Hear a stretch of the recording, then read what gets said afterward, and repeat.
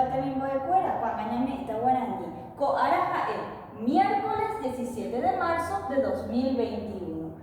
Yaikuata coanga umi uva cuera, vamos a conocer las frutas. Uva es fruta, repitan, uva, fruta, muy bien. Yaikuata geracuera, vamos a saber sus nombres. Coaja en bocaya, este es el coco, les voy diciendo en guaraní para que repitan su nombre en guaraní y les digo en castellano cómo es.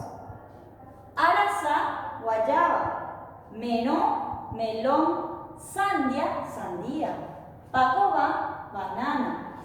Nana o naranja, naranja.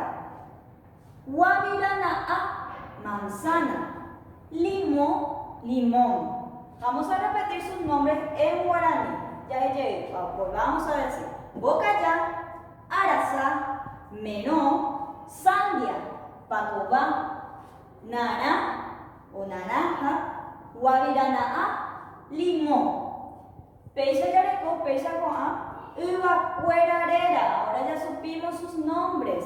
Van a practicar el nombre en guaraní de cada uno y luego vamos a trabajar. Amoja anga, mocoy, dibujo 2, uva, amoy y jera. Dibujo 2 frutas y escribo sus nombres. Apepe ya pota mocoy hanga, 2 dibujos. Upea que se tercera vende tembiapo.